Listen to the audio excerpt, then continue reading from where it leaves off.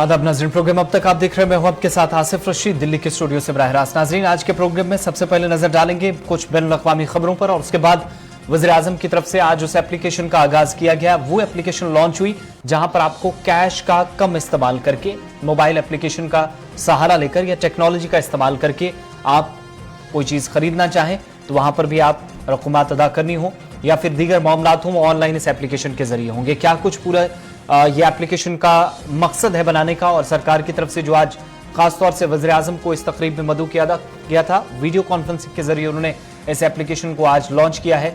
इस पर डिटेल्स आपके सामने रखेंगे और जम्मू कश्मीर के हवाले से भी बात करेंगे जहां पर इंतजामिया की तरफ से कुछ फैसले और इस पर लोगों की तरफ से रिएक्शंस भी सामने आए हैं और कुछ अवामी मसाइल भी आज के प्रोग्राम में आप तक पहुंचाएंगे।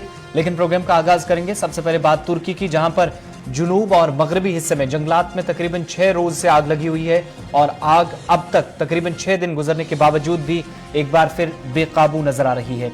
अभी तक मुकम्मल तौर पर आग पर काबू नहीं पाया जा सका है। और इस बीच आपको बताएं कि मीडिया रिपोर्ट्स जो आ रही हैं, रूस, यूक्रेन, ईरान और अजरबैजान के फायर फाइटर्स टीमें भी आग पर काबू पाने की कोशिशों में मसरूफ हैं, लेकिन घने जंगल हैं, आग बुझाना यहां पर बेहद मुश्किल हो गया है। तुर्की वजारत जंगलात के मुताबिक 35 सूबों के मुख्तलिफ जंगलात के अंदर 129 मकामात पर आग लगी है, जिसमें से अब से 122 मकामात पर आग जहां पर अभी तक काबू पा लिया गया है। ताहम 6 रोज के दौरान पेश आए मुख्तलिफ हादसात में मजीद 2 अफराद हलाक भी हुए हैं, जिसके बाद हलाकतों की तादाद अब तक कुल मिलाकर इस वाक़े के दौरान जो कि 8 हो गई है। यहाँ पर यह भी आपको याद दिलाना जरूरी है कि गुज़श्ता हफ्ते तुर्की के जुनूबी हिस्से में वाक़े बहरे रूम रिजर्वेट रीजन में जहां पर जंगलात में आग लगी थी और मुतअद्दिद वाक़यात रुनमा हुए थे, 129 अलग अलग मकामात हैं जहां पर आग लगी है और कुल मिलाकर 8 अफराद की हलाकत के बाद तुर्की के जंगलात में लगी आग पर काबू जरूर पाया गया है, लेकिन अभी भी 6 से 7 मकामात हैं जहां पर आग जबरदस्त भड़की है और मुख्तलिफ मालिक इस वक्त तुर्की की मदद के लिए आगे आए हैं। और खबर यह भी है कि करोड़ों की तादाद में यहाँ पर परिंदे या बाकी जो जंगली जानवर थे उनको भी नुकसान पहुंचा है। जो सूरत हाल ऑस्ट्रेलिया के अंदर बनी थी, शायद वैसी तबाही यहाँ पर देखने को मिलेगी और उसी तरह की सूरत हाल बन भी चुकी है। चूंकि 122 मकामात पर जहां आग पर काबू पाया गया है, एक भी कहीं दरख्त इस इलाके के अंदर नहीं बचा है। बढ़ते हैं आगे, बात अब हिंदुस्तान और चीन के हवाले से। चूंकि मुसल्लह अफवाज की जो कोर कमांडर्स की मीटिंग गुज़श्ता दिनों हुई है, मशरकी लद्दाख में लाइन ऑफ एक्चुअल कंट्रोल से मुतसिल इलाकों के ज़ेर इल्तवाब मुतनाज़ा मसाइल को मौजूदा मुआहिदों और प्रोटोकॉल के तहत जल्द अज जल्द हल करने पर भारत और चीन के दरमियान इत्तफाक हो गया है और दोनों अतराफ के कोर कमांडर्स के दरमियान मुलाकातों का 12वां दौर, जो कि आपको याद होगा कि हफ्ते के रोज मोल्डो के मकाम पर यानी चीन के उस तरफ सरहद पर हुआ और मीटिंग के बाद आज एक बयान मुश्तरका तौर जारी किया गया, जिसमें मुलाकात दोनों मुल्कों के वज़ीर ख़ारजा की 14 जुलाई को तजाकिस्तान के दारुल हुकूमत दुशंबे में मुलाकात हुई थी और भारत चीन सरहदी कोऑर्डिनेशन कमेटी की 25 जुलाई को होने वाली मीटिंग के पस मंजर में हुई और इसमें मानीखेज बातचीत हुई है। आज मुश्तरका बयान दोनों तरफ से आया है, इसलिए इत्तफाक इस बात पर हुआ है कि जो एग्रीमेंट्स हैं, तय प्रोटोकॉल है, उसके मुताबिक काम किया जाएगा। अब बात उस एप्लीकेशन के हवाले से जो मुल्क की सतह पर आज लॉन्च की गई, लेकिन हिंदुस्तान के बाहर भी आप इसका फायदा उठा सकेंगे। वज़ीर आज़म मोदी ने आज वीडियो कॉन्फ्रेंसिंग के जरिए, जहां पर आज के दिन शख्सियावर खुसूसी मकसद वाले डिजिटल अदायगी के तरीकाकार ई-रुपए की लॉन्च किया है। ये वो एप्लीकेशन है वज़ीर आज़म मोदी जो हमेशा डिजिटल इक़दामात पर जोर देते रहे या हिमायत करते रहे हैं। आज ई-रुपी रकम के बगैर या किसी भी किस्म के राब्ते के बगैर डिजिटल अदायगी का एक तरीकाकार है और इस पर बार बार सरकार की तरफ से फोकस किया जा रहा था कि इसका इस्तेमाल सबसे ज्यादा होना चाहिए था। ये एक QR कोड या इसके साथ साथ स्ट्रिंग पर मबनी एक SMS होता है जो मुतल्लिका शख्स के मोबाइल्स पर भेजा जाता है। किसी रुकावट के बगैर एक मरतबा की अदायगी वाले इस तरीकाकार से सार्फिन किसी कार्ड, डिजिटल अदायगी ऐप या फिर इंटरनेट बैंकिंग तक रसाई के बगैर ही इसके जरिए रकम हासिल कर सकते हैं। किसी तरह के आपको यहाँ पर किसी मशीन को टच करने की या किसी मशीन का सहारा लेने की जरूरत नहीं है, बल्कि मोबाइल एप्लीकेशन का सहारा दूर से एक डिस्टेंस से भी आप कर सकते हैं। और साथ ही ये जो national payment corporation of India है, उसकी मालिक खदमात का महकमा है, सेहत है या family, ministry of family and health welfare, ministry of health and family welfare जिसको आप कहते हैं, खानदानी बहबूद की वजारत, उसकी और कौमी हेल्थ अथॉरिटी के इश्तराक से एक प्लेटफॉर्म तैयार किया गया है जिसको आज मुल्क के सामने रखा गया, लॉन्च कर दिया गया है। वज़ीर आज़म ने मुल्क में और ख़ासतौर से गरीबों की तकदीर बदलने वाली नई टेक्नोलॉजी को आज मुल्क के हवाले किया और एक बड़ा संग मील भी इसे करार दिया गया है मरकज़ी वज़ारत सेहत का। साथियों, पहले हमारे देश में कुछ लोग चाहते थे कि टेक्नोलॉजी, और वो कहते भी थे कि टेक्नोलॉजी तो केवल अमीरों की चीज है, भारत तो गरीब देश है, इसलिए भारत के लिए टेक्नोलॉजी का क्या काम। जब हमारी सरकार टेक्नोलॉजी को मिशन बनाने की बात करती थी तो बहुत से राजनेता, कुछ खास किस्म के एक्सपर्ट्स उस पर सवाल खड़ा करते थे। लेकिन आज देश ने उन लोगों की सोच को नकारा भी है और गलत भी साबित किया है। आज देश की सोच अलग है, नई है। आज हम टेक्नोलॉजी को गरीबों की मदद के, उनकी प्रगति के एक टूल के रूप में देख रहे हैं। आज दुनिया देख रही है कैसे भारत में टेक्नोलॉजी पारदर्शिता और ईमानदारी ला रही है, कैसे टेक्नोलॉजी नए अवसरों को पैदा करने में, उन्हें गरीबों को सुलभ बनाने का काम कर रही है, और कैसे टेक्नोलॉजी सरकार और लाल फीताशाही पर सामान्य मानवी की निर्भरता को कम कर रही है। आप आज के ही यूनिक प्रोडक्ट को देखिए। आज हम यहां तक इसलिए पहुंचे हैं क्योंकि देश ने जनधन खातों को खोलने, उन्हें मोबाइल और आधार से जोड़ने और जैम जैसी व्यवस्था के लिए वर्षों मेहनत की है। जब जैम को शुरू किया गया था तब बहुत से लोग इसके महत्व को नहीं समझ पा रहे थे, लेकिन इसकी अहमियत को हमने लॉकडाउन के समय देखा। जब दुनिया के बड़े बड़े देश परेशान थे कि लॉकडाउन में कैसे अपने गरीबों की मदद करें, लेकिन भारत के पास एक पूरी व्यवस्था तैयार थी। दूसरे देश अपने यहां के पोस्ट ऑफिस और बैंक खुलवा रहे थे, तो वहीं भारत महिलाओं के बैंक खातों में सीधे आर्थिक मदद भेज रहा था। भारत में अब तक डायरेक्ट बेनिफिट ट्रांसफर के जरिए करीब 17.5 लाख करोड़ रुपए सीधे लाभार्थियों के खाते में भेजे जा चुके हैं। आज केंद्र सरकार 300 से ज्यादा योजनाओं का लाभ डीबीटी के माध्यम से, डायरेक्ट बेनिफिट ट्रांसफर के माध्यम से लोगों तक पहुंचा रही है। लगभग 90 करोड़ देशवासियों को इसके तहत किसी न किसी रूप में लाभ हो रहा है। राशन हो, एलपीजी गैस हो, इलाज हो, स्कॉलरशिप हो, पेंशन हो, मजदूरी हो, घर बनाने के लिए मदद हो, ऐसे अनेक लाभ डीबीटी से मिल रहे हैं। पीएम किसान सम्मान निधि के तहत 1,35,000 करोड़ रुपए सीधे किसानों के बैंक अकाउंट में पहुंचाए गए हैं।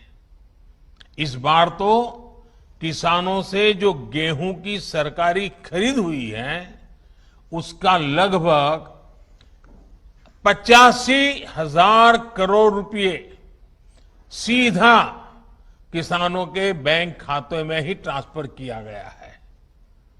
इन सारे प्रयोगों का बहुत बड़ा लाभ ये हुआ है कि देश के करीब करीब 1.25 लाख करोड़ रुपए से अधिक गलत हाथों में जाने से बचे हैं।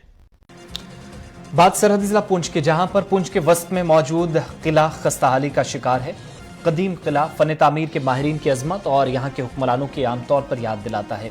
कदीम फन तामीर की याद दिलाने वाला यह किला अब अदम तवज्जी के बायस तबाही के दहाने पर खड़ा है। तस्वीरें ये बताने के लिए काफ़ी हैं और ये तस्दीक करने के लिए काफ़ी हैं कि महकमा सेहत जम्मू कश्मीर, साबिक़ा हुकूमतें या मौजूदा निज़ाम इसके लिए क्या करता है। यहाँ शान रफ्ता बहाल करना हो या फिर इस कदीम विरासत को बचाना हो, कोई कदम नहीं उठाया गया। अपने दौर में यह किला बिलाशुबा शान और शौकत की अलामत समझा जाता रहा है और इसकी बाकियात अपनी जुबों हाली की दुहाई देते आज भी नजर आते हैं। यह किला तारीखी वाकयात का गवाह रहा है जिसने अपने वक्त के कई ताकतवर हुक्मरानों का उरूज जवाल भी देखा है और किले के बाकियात आज भी इसकी शानदार माजी से लेकर इसकी मौजूदा हालत जार की कहानी बयां करते नजर आते हैं, जो तस्वीरें आप टीवी स्क्रीन पर देख भी रहे हैं। पुंछ की कई अहम शख्सियात नाराज हैं। नजर इस बात पर जहां सरकार की होनी चाहिए थी कि नई जिन मकामात पर इंतजामिया ये कह रही है कि टूरिस्ट डेस्टिनेशन हो, टूरिस्ट स्पॉट्स हो, सयाती मकामात हो, जो अहम शख्सियात हैं इस जिले की वो ये मानती है कि अगर इंतजामिया ने इस तारीखी किले पर नजर दौड़ाई होती तो शायद मजीद पैसा खर्चने की जरूरत नहीं थी और तारीख से मालामाल शहर पुंछ की अजमत में इजाफा करने वाला पुंछ का किला देखने के लिए खूबसूरत मकाम तो है, लेकिन हुकूमती फैसलों ने हमेशा ही अवाम को या फिर पुंछ जिले को मायूस किया है। देखें, ये जो हमारा पुंछ फोर्ट है ये हिस्टोरिकल बिल्डिंग है, इसकी हिस्टोरिकल इम्पोर्टेंस है और इसको प्रिजर्व करने के लिए लाखों नहीं बल्कि करोड़ों रुपए स्पेंड किए गए हैं। और जो अर्थक्वेक 2005 में आया था उसमें यहाँ पर मैसिव डैमेज हुई थी, लेकिन उसके बावजूद भी इस पर करोड़ों रुपए स्पेंड किए गए हैं ताकि इस बिल्डिंग को प्रिजर्व किया जाए। ये एक मॉन्यूमेंट है हमारे एरिए का और इसकी खूबसूरती को मेंटेन रखा जाए। टूरिज़्म महकमे को ये दिया गया, लेकिन अनफॉर्चुनेट पार्ट है करोड़ों रुपए आए हैं, लेकिन अगर इसके अंदर जाएं तो आपको कोई मेंटेनेंस नहीं मिलेगी। गंदगी के ढेर अंदर फैले हुए हैं, करोड़ों रुपए आए हैं, कहाँ गए हम नहीं कुछ कह सकते हैं। लेकिन मेरी सरकार से, एलजी सरकार से और खसूसी तौर पर लेफ्टिनेंट गवर्नर जो हैं सिन्हा साहब, उनसे मेरी गुजारिश है कि बराए मेहरबानी इस किले को प्रिजर्व कीजिए। ये पुंछ की धरोहर है, पुंछ की हिस्ट्री है, पुंछ का विरसा इसके साथ लिपटा हुआ है। 2005 में ज़लज़ला आया और आज मेरे ख्याल में 16-17 साल इस चीज़ को हो गए। ये जो हिस्टोरिकल बिल्डिंगें होती हैं या नेशनल मॉन्यूमेंट्स बिल्डिंग थी, जैसे टाउन हॉल हो गया या ये किला हो गया, और किले की मरम्मत होनी चाहिए थी। किले को असर नौ नेशनल मॉन्यूमेंट्स में लाना चाहिए था और इसमें हाई कोर्ट ने एक जजमेंट दी है, डिवीज़न बेंच ने, पूरे बेंच ने फैसला दिया है कि इसको नेशनल मॉन्यूमेंट्स लिया जाए और इसमें नेशनल मॉन्यूमेंट्स लेके इसको ताकि बाहर की दुनिया आके देखे कि यहाँ पे जो किला था ये एक हिस्टोरिकल था, एक नेशनल मॉन्यूमेंट्स था। लेकिन टाउन हॉल हो गया, इसके बारे में हम डीसी साहब से एक वफद लेके भी जाएंगे और कहेंगे कि ये जो अंदर गंदगी पड़ी हुई है इसको भी ठीक करें और इसको असर नो उसी मयार पे जैसे ये पहले था उसको लेके आए और नेशनल मॉन्यूमेंट डिक्लेयर करें। आपने ये बड़ा एक अच्छा सवाल पूछा किले के बारे में। बात यह है कि हम हर साल सुनते हैं कि किले की रिपेयर हो रही है, करोड़ों रुपए खर्च कर दिए गए हैं, लेकिन मेरे ख्याल में किले की वही कंडीशन है। ये एक हमारे पास ऐसा एहसास था कि जो भी लोग कहीं जम्मू से आते थे, बाहर से आते थे, वो पूछते थे कि राजा का किला देखना। अरे वहाँ क्या देखा, वहाँ तो सांप है, घास आप देखिए, किला पूरा गिर चुका है। तो हमारी एलजी साहब से अपील है, चीफ सेक्रेटरी साहब से, कि कम से कम इस किले को रिपेयर किया जाए और ये जो पुंछ की शान है इसे ख़त्म ना किया जाए। जैसे बागडडी का मसला था, हमारा पुराना डीसी ऑफिस था जो राजों के टाइम बना था, वो आज बन ही नहीं सकता। बात अब ट्रांसपोर्टर्स की, जिन्होंने जम्मू में आज प्रेस कॉन्फ्रेंस की और बढ़ती महंगाई या पेट्रोल डीजल की कीमतों में जबरदस्त इजाफा जिसका बराह रास्त असर इन लोगों पर पड़ रहा है, ट्रांसपोर्ट के शोबे पर पड़ रहा है और आज ट्रांसपोर्ट किराए में इजाफा करने की मांग एक बार फिर दोहराई गई है। ट्रांसपोर्टर्स कहते हैं कि तमाम शोबों में ये शोबा बुरी तरह मुतासिर हुआ और हुकूमत की जानिब से भी कोई खास मदद नहीं दी गई। ताहम इंतजामिया किसी तरह की राहत पहुंचाने में भी मुकम्मल तौर नाकाम साबित हुई है। अब इंतजामिया से माली मदद के साथ साथ किराए में इजाफे की मांग की गई है। जो इस वक्त महंगाई के दौर में डीजल की कीमत दिन ब दिन बढ़ती जा रही है और ट्रांसपोर्टर्स पिछले समझो 1.5-2 साल से 2020 से लेकर इस वक्त तक कुछ कोविड की मार झेल रहे हैं और कुछ ये डीजल, सुबह उठो तो कुछ डीजल की कीमत और होती है। ट्रांसपोर्टरों की आज ये हालत बन चुकी है कि कोई ट्रांसपोर्टर नहीं रहा होगा जिसने लोन लिया है और उसकी गाड़ी लोन बैंक वाले ने एनपी ना कर दी हो। इन सब हालात में जब हमारा फेयर की रिवीजन हुई थी पीछे, तो उस वक्त 82 रुपये डीजल की कीमत थी। आज 95 रुपये कीमत हो गई है डीजल की। आप यकीन नहीं मान सकते हो कि इस वक्त गाड़ी को कुछ भी नहीं बच रहा है। गाड़ी चलाना सिर्फ मजबूरी इसलिए बनी हुई है हमारी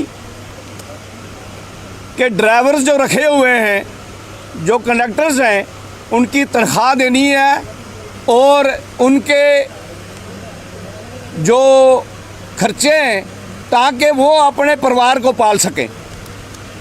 ट्रांसपोर्टर्स बार बार एक दफ़ा नहीं, आपके माध्यम से भी हमने ऑनरेबल लेफ्टिनेंट गवर्नर साहब से रिक्वेस्ट कर रहे हैं कि ट्रांसपोर्टर्स की एक मीटिंग बुलाई जाए, जिस मीटिंग में सभी कंसर्न्ड जो डिपार्टमेंट्स हैं वो डिपार्टमेंट्स वहाँ बुलाए जाएं ताकि ऑन स्पॉट कुछ डिसीजन हो सके। हमारी इस वक्त मेन डिमांड यही है कि हमारे फेयर का रिवीजन हो। हमने जो प्रपोजल है, कास्ट ऑफ ऑपरेशन है, वो ट्रांसपोर्ट कमिश्नर के ऑफिस में दे चुके हैं हम, और हम चाहते हैं कि जल्द से जल्द उस पर गौर किया जाए। कल जहां सुबह इंतजामिया कश्मीर ने मुहर्रमुल हराम के जुलूसों पर पाबंदी 30 बरसों के बाद खत्म की, वहीं इंतजामिया के फैसले पर मिला जुला रद्द-ए-अमल आया और नाराजगी भी जरूर नजर आई। इस मौके पर अंजुमन शरीशियान के सदर आगा सैयद अल हसन अल मौसवी ने कहा कि इंतजामिया के फैसले से वो हैरान हैं। जब तमाम मजहबी मकामात बंद हैं या बेशतर मकामात को बंद रखा गया और इज्तिमात की इजाजत नहीं है, गाइडलाइंस पर अमल दरामद करने को यकीनी बनाने के लिए सख्ती से अवामी हलकों पर जोर दिया जा रहा, और ऐसे में क्या जरूरत पड़ी है इस फैसले की इंतजामिया को, जहां पर अब शायद एक नुकसान भी उठाना पड़ सकता है। इसलिए इंतजामिया फैसला लेने से पहले जरूर सोचा करे। ये एक अचानक सा एक फैसला आया है जो जैसा कि मैंने भी ट्वीट में भी वो मेंशन किया है कि जब हम देखते हैं अभी न जामा मस्जिद में कोई जुमा की नमाज पे जो है पाबंदियाँ अभी आयद हैं, रिसेंटली जो ईद हुई है उस पर भी कोई बड़ा इज्तिमा नहीं हुआ है, और सबसे ज़्यादा जो बड़ी यानी रियासती हवाले से जो हमारी बड़ी एक फंक्शन होती थी हिंदू बरादरान की, वो आते थे अमरनाथ यात्रा के लिए, उसको भी कोविड की वजह से ही हम फिलहाल ये देखेंगे कि बंद किया गया। और जब इतना सारा हो रहा है और अभी कोई डिज़ास्टर मैनेजमेंट एक्ट के तहत ये पाबंदियाँ आयद हैं, तो अचानक एक ऐसा फैसला हुआ है कि जी मुहर्रम का जुलूस जो है उस पर जो पाबंदियाँ अभी तकरीबन 30 साल से आयद थी वो हटाई जा रही हैं, और 10 मुहर्रम और 8 मुहर्रम और दूसरे जुलूस जो हैं मेन सिटी से गुजर रहे थे, उनको रूट थोड़े चेंज करके उनको इजाज़त दी जाती है। लेकिन अगर हम इस पे थोड़ा बहुत गौर करें तो ये अजीब सा फैसला है। अगर इससे छोटे जो इज्तिमात दीनी या मजहबी इज्तिमात होते हैं, अगर उन पे अभी पाबंदी आयद है, तो क्यों इसको मसलन एक ख़ास कम्युनिटी को ऐसी इजाज़त दी जा रही है कि आप अपने जो है वो आशूरा के मरासिम मनाएं। तो मैं ख़ुद अपनी ये राय कहूँगा, मैं इसमें ज़रा खुश फहम ज़्यादा नहीं हूँ, चूँकि ये एक जो शायद बाज़ी लोग इसे ऐसा समझे कि कोई बहुत बड़ा कदम उठाया जा रहा है, लेकिन इसके पीछे क्या मंसूबे होंगे सियासी और दूसरे तरीके से, वो वक्त आने पर वो आया होंगे। लेकिन मैं इसको कोई किसी कम्युनिटी के साथ कोई हमदर्दी और इसके तनाजुर में नहीं देखता हूँ। अगर ऐसा करना है तो पहले वो दूसरे जो हमारे बरादरान हैं या मसलन दीनी लिहाज से, तो उनके साथ भी ऐसा ही होना चाहिए। और ये अचानक पाबंदी उठाना ये कोई ख़ास चीज़ नहीं है, कोई मंसूबा ही है। चलिए वक्त छोटे से ब्रेक का है, प्रोग्राम अब तक जारी रहेगा, हमारे साथ रहिएगा। लास्ट बेंचर थी या टॉपर, कथक या हिप हॉपर, ये लड़के वालों की एक्सटेंडेड फैमिली पूछेंगे अनोइंग सवाल, प्रेशर